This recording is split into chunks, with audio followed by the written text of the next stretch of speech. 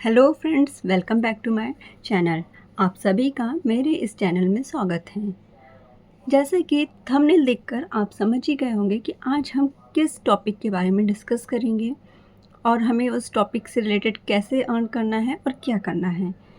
तो चलिए बिना कुछ देरी करे वीडियो स्टार्ट करते हैं।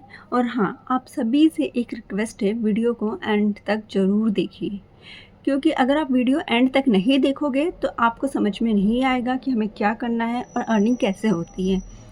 फिर आप लोग कमेंट करोगे कि हमें समझ में नहीं आया, तो फिर प्रॉब्लम होता है।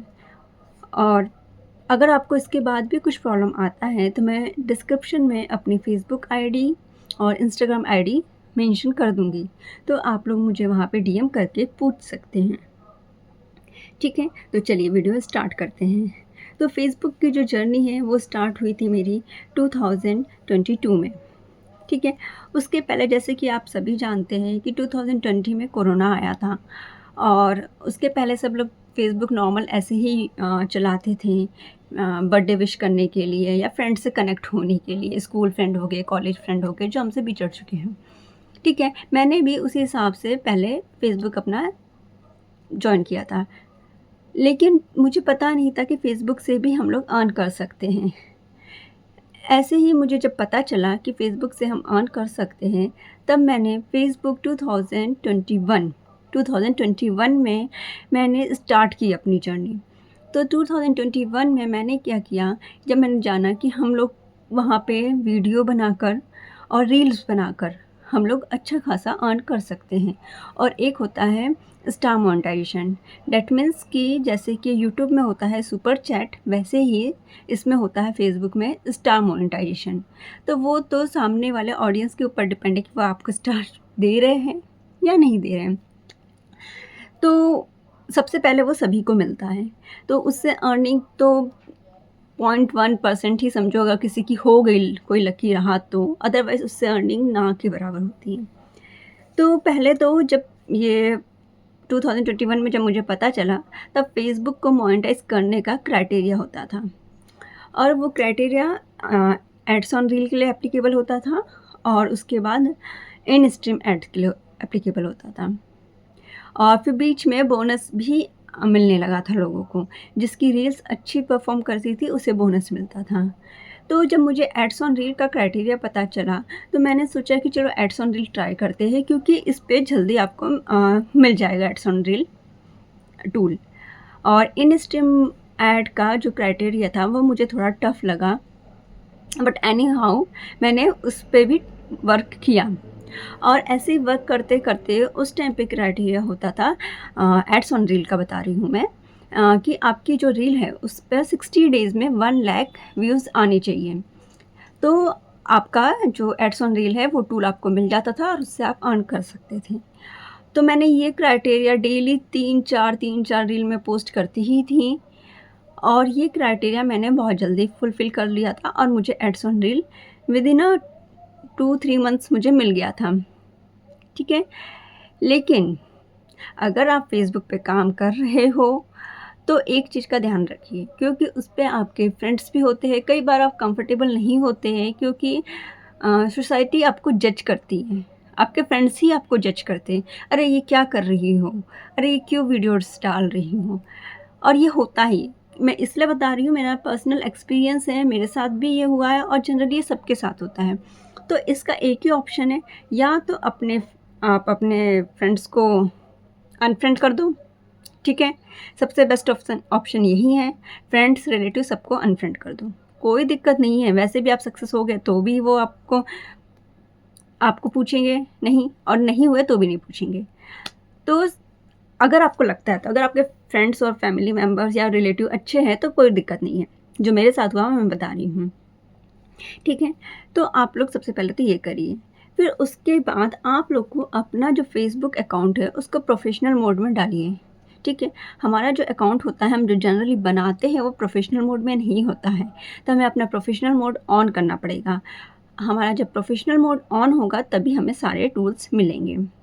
ठीक है, फिर इसके बाद होती है जर्नी स्टार्ट। तो मुझे एड्स ऑन रील बहुत जल्दी मिल गया था। फिर जैसे ही मुझे मिला, तो मैंने अपने जो रील्स थी वो बहुत कंटिन्यू करी कि मुझे अर्न करना है, करना है, करना है। फिर उसके बाद क्या हुआ कि मेरा ध्यान इन स्ट्रीम ऐड से हट गया। तो इन स्ट्रीम ऐड का ये क्राइटेरिया था कि आपके 5000 फॉलोअर होना चाहिए विदिन अ 2 मंथ एंड आपके 60,000 मिनट्स होना चाहिए। मुझे एग्जैक्टली उस टाइम का क्राइटेरिया था, अभी कोई क्राइटेरिया नहीं है।